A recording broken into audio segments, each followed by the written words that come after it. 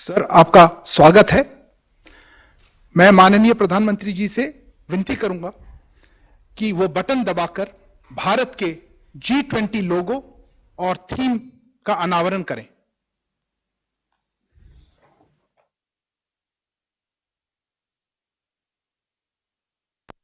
India, home to 1.3 billion people, is a confluence of religions, traditions, and customs. A thriving global center of technology and the world's largest democracy. As one of the oldest civilizations in the world with a rich cultural heritage and diversity, and as the fifth largest economy in the world, India is proud to assume the presidency of G20. As the country blooms into a new era, we look to another poignant symbol for humanity to emerge victorious from challenges. The lotus, the national flower of India, represents our history and culture and symbolizes spirituality, fruitfulness, wealth, and knowledge. And that's the inspiration for India's G20 logo design.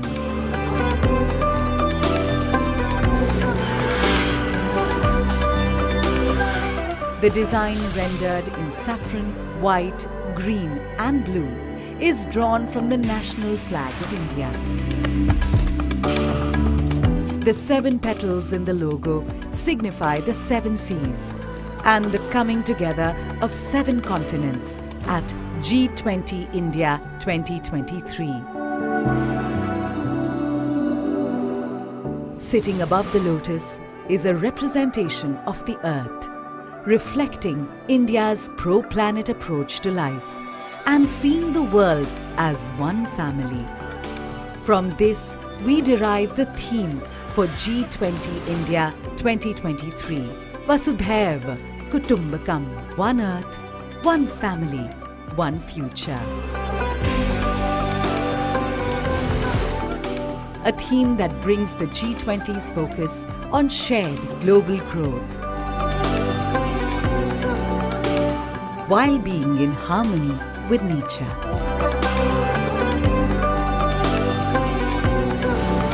G20 India 2023. One earth, one family, one future. Vasudhaiva Kutumbakam.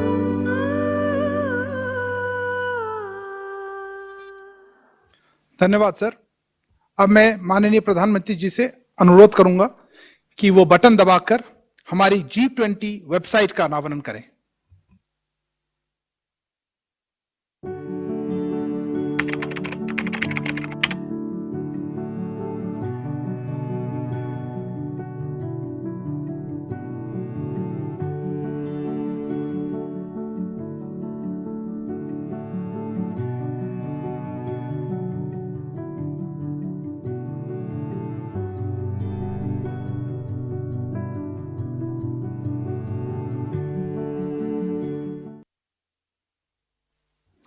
अब मैं माननीय प्रधानमंत्री जी को हमें संबोधित करने के लिए आमंत्रित करता हूं। नमस्कार। मेरे प्यारे देशवासियों और विश्व समुदाय के सभी परिवारजन, कुछ दिनों बाद 1 दिसंबर से भारत G20 की अध्यक्षता करेगा। भारत के लिए एक ऐतिहासिक अवसर है। आज इसी संदर्भ में इस समिट की वेबसाइट, थीम और लोगो को लॉन्च किया गया है। मैं सभी देशवासियों को इस अवसर पर बहुत बहुत बधाई देता हूं। साथियों, G20 ऐसे देशों का समूह है जिनका आर्थिक सामर्थ्य विश्व की 85% जीडीपी का प्रतिनिधित्व करता है। G20 उन 20 देशों का समूह है जो विश्व के 75% व्यापार का प्रतिनिधित्व करते हैं। G20 उन 20 देशों का समूह है जिसमें विश्व की 2/3 जनसंख्या समाहित है और भारत अब इस G20 समूह का नेतृत्व करने जा रहा है, इसकी अध्यक्षता करने जा रहा है। आप कल्पना कर सकते हैं कि आजादी के अमृत काल में देश के सामने ये कितना बड़ा अवसर आया है। ये हर भारतवासी के लिए गर्व की बात है, उसका गौरव बढ़ाने वाली बात है। और मुझे खुशी है कि G20 समिट को लेकर भारत में होने जा रहे इससे जुड़े आयोजनों को लेकर उत्सुकता और सक्रियता लगातार बढ़ रही है। आज जो ये लोगो लॉन्च हुआ है, उसके निर्माण में भी देशवासियों की बड़ी भूमिका रही है। हमने लोगों के लिए देशवासियों से उनके बहुमूल्य सुझाव मांगे थे और मुझे जानकर बहुत अच्छा लगा कि सरकार को हजारों की संख्या में लोगों ने अपने क्रिएटिव आइडियाज भेजे। आज वो आइडियाज, वो सुझाव इतने बड़े वैश्विक आयोजन का चेहरा बन रहे हैं। मैं इस प्रयास के लिए सभी का हृदय से अभिनंदन करता हूं। साथियों, G20 का ये लोगो केवल एक प्रतीक चिन्ह नहीं है, ये एक संदेश है, ये एक भावना है जो हमारी रगों में है। ये एक संकल्प है जो हमारी सोच में शामिल रहा है।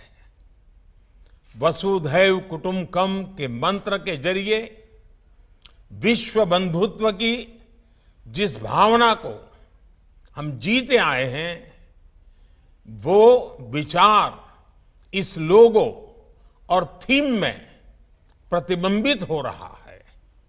इस लोगो में कमल का फूल, भारत की पौराणिक धरोहर, हमारी आस्था, हमारी बौद्धिकता, इन सबको एक साथ चित्रित कर रहा है। हमारे यहां अद्वैत का चिंतन जीव मात्र में एकत्व का दर्शन रहा है। ये दर्शन आज के वैश्विक द्वंद्वों और दुविधाओं के समाधान का माध्यम बने। इस लोगो और थीम के जरिए हमने ये संदेश दिया है, युद्ध से मुक्ति के लिए बुद्ध के जो संदेश है, हिंसा के प्रतिरोध में महात्मा गांधी के जो समाधान है, G20 के जरिए भारत उनकी वैश्विक प्रतिष्ठा को नई ऊर्जा दे रहा है। Friends, India G20 presidency is coming at a time of crisis and chaos in the world. The world is going through the after effects of disruptive, once in a century pandemic, conflicts, and lot of economic uncertainty. The symbol of the lotus in the G20 logo is a representation of hope in these times. No matter how adverse the circumstances, the lotus still blooms. Even if the world is in a deep crisis, we can still progress and make the world a better place. In Indian culture, both the goddesses of knowledge and prosperity are seated on a lotus. This is what the world needs most today. Shared knowledge that helps us overcome our circumstances, and shared prosperity that reaches the last person at the last mile. This is why in the G20 logo, the earth is placed on lotus too. The 7 petals of the lotus in the logo are also significant. They represent the 7 continents. 7 is also the number of notes in the universal language of music. In music, when the 7 notes come together, they create perfect harmony. But each note has its own uniqueness. Similarly, G20 aims to bring the world together in harmony while respecting diversity. साथियों, ये बात सही है कि दुनिया में जब भी G20 जैसे बड़े प्लेटफॉर्म का कोई सम्मेलन होता है तो उसके अपने डिप्लोमेटिक और जियोपॉलिटिकल मायने होते ही हैं। ये स्वाभाविक भी है, लेकिन भारत के लिए ये समिट केवल एक डिप्लोमेटिक मीटिंग नहीं है। भारत इसे अपने लिए एक नई जिम्मेदारी के रूप में देखता है। भारत इसे अपने प्रति दुनिया के विश्वास के रूप में देखता है। आज विश्व में भारत को जानने की, भारत को समझने की एक अभूतपूर्व जिज्ञासा है। आज भारत का नए आलोक में अध्ययन किया जा रहा है। हमारी वर्तमान की सफलताओं का आकलन किया जा रहा है। हमारे भविष्य को लेकर अभूतपूर्व आशाएं प्रकट की जा रही हैं। ऐसे में ये हम देशवासियों की जिम्मेदारी है कि हम इन आशाओं, अपेक्षाओं से कहीं ज्यादा बेहतर करके दिखाएं। ये हमारी जिम्मेदारी है कि हम भारत की सोच और सामर्थ्य से, भारत की संस्कृति और समाज शक्ति से विश्व को परिचित कराएं। ये हमारा दायित्व है कि हम अपनी हजारों वर्ष पुरानी संस्कृति की बौद्धिकता और उसमें समाहित आधुनिकता से विश्व का ज्ञानवर्धन करें। जिस तरह हम सदियों और सहस्त्राब्दियों से जय जगत के विचार को जीते आए हैं, आज हमें उसे जीवंत कर आधुनिक विश्व के सामने प्रस्तुत करना होगा। हमें सबको जोड़ना होगा, सबको वैश्विक कर्तव्यों का बोध कराना होगा, विश्व के भविष्य में उनकी अपनी भागीदारी के लिए जागृत करना होगा, प्रेरित करना होगा। साथियों, आज जब भारत G20 की अध्यक्षता करने जा रहा है, तो ये आयोजन हमारे लिए 130 करोड़ भारतीयों की शक्ति और सामर्थ्य का प्रतिनिधित्व है।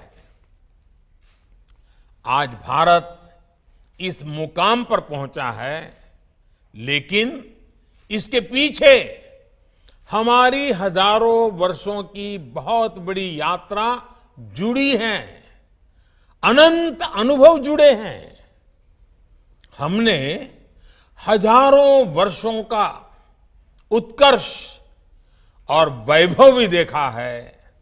हमने विश्व के सबसे अंधकारमय दौर भी देखे हैं। हमने सदियों की गुलामी और अंधकार को जीने के लिए मजबूर भरे दिन देखे हैं। कितने ही आक्रांताओं और अत्याचारों का सामना करते हुए भारत ने एक जीवंत इतिहास को समेटे हुए आज यहां तक पहुंचा है। वो अनुभव आज भारत की विकास यात्रा में उसकी सबसे बड़ी ताकत है। आजादी के बाद हमने शून्य से शुरू करके शिखर को लक्ष्य करके एक बड़ी यात्रा शुरू की।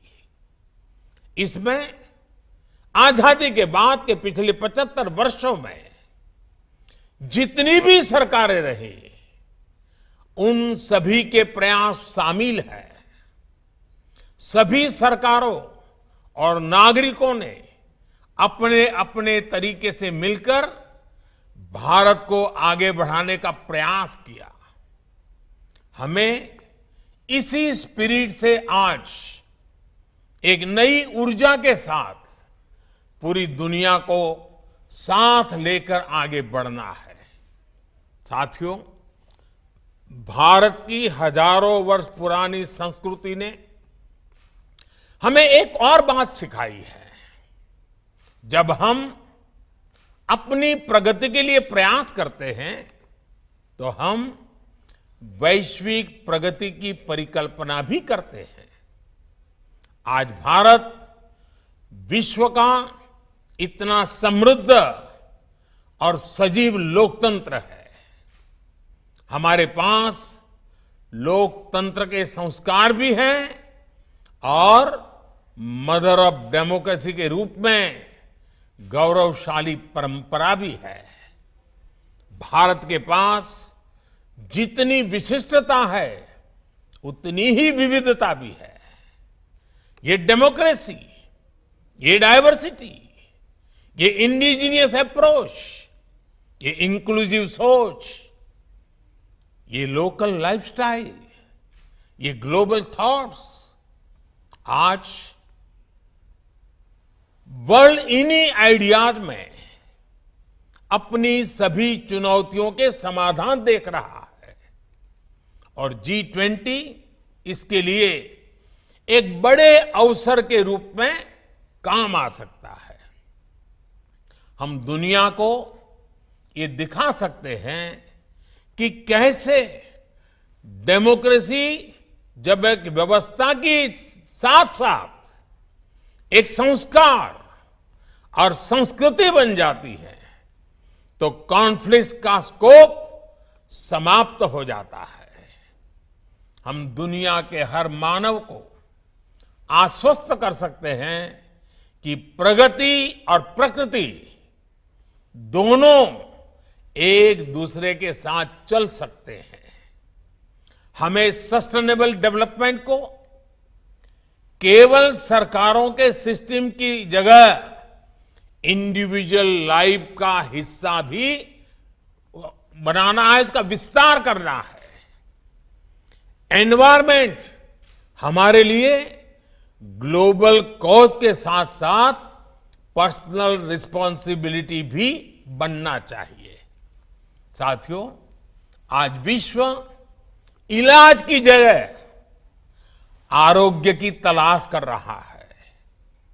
हमारा आयुर्वेद, हमारा योग, जिसे लेकर दुनिया में एक नया विश्वास और उत्साह है, हम उसके विस्तार के लिए एक वैश्विक व्यवस्था बना सकते हैं। अगले साल विश्व इंटरनेशनल ईयर ऑफ मिलेट्स मनाने जा रहा है, लेकिन हम तो सदियों से अनेकों मोटे अनाज को अपने घर की रसोई में जगह दिए हुए हैं। साथियों, कई क्षेत्रों में भारत की उपलब्धियां ऐसी हैं जो विश्व के अन्य देशों के भी काम आ सकती है। उदाहरण के तौर पर भारत ने डिजिटल टेक्नोलॉजीज का उपयोग जिस तरह विकास के लिए किया है, इंक्लूजन के लिए किया है, भ्रष्टाचार मिटाने के लिए किया है, ईज ऑफ डूइंग बिजनेस और ease of doing governance, ease of living बढ़ाने के लिए किया है, ये सभी विकासशील देशों के लिए मॉडल्स हैं, टेम्पलेट्स हैं। इसी तरह आज भारत विमेन एम्पावरमेंट में उसमें बढ़कर विमेन लेड डेवलपमेंट में प्रगति कर रहा है। हमारे जनधन अकाउंट्स और मुद्रा जैसी योजनाओं ने महिलाओं के फाइनेंशियल इंक्लूजन को सुनिश्चित किया है।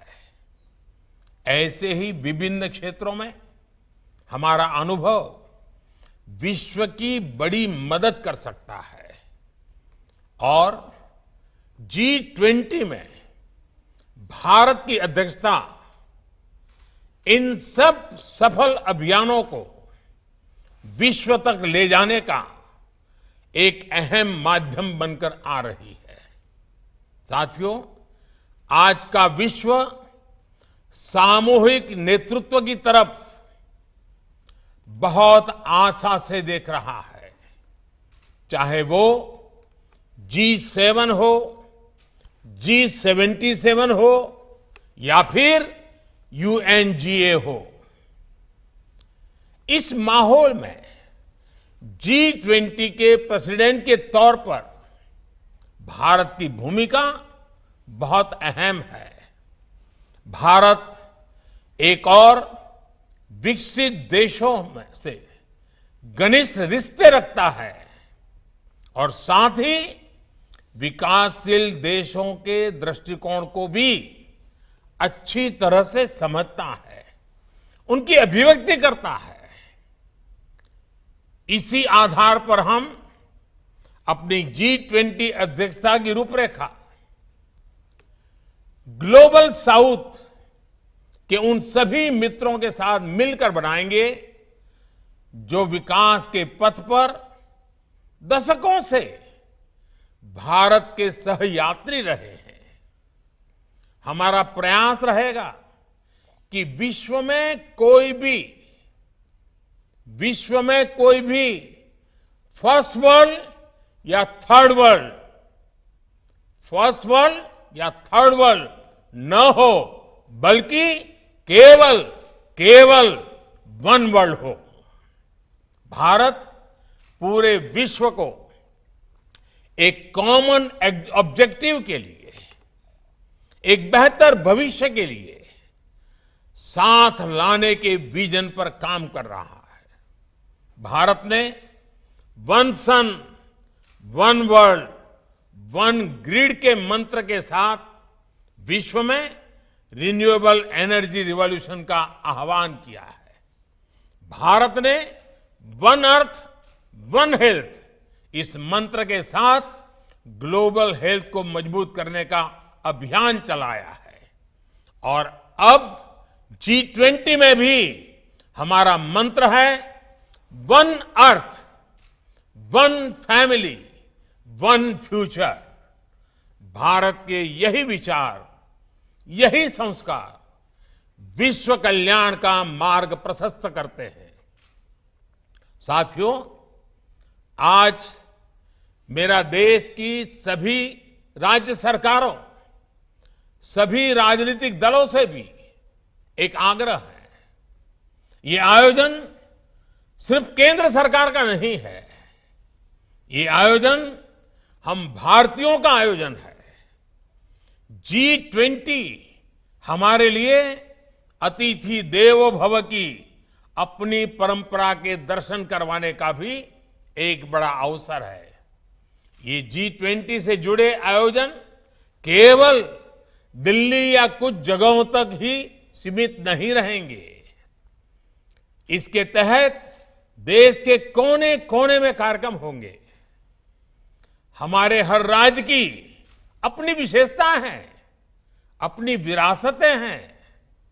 हर राज्य की अपनी संस्कृति है, अपना सौंदर्य है, अपनी आभा है, अपना आतिथ्य है।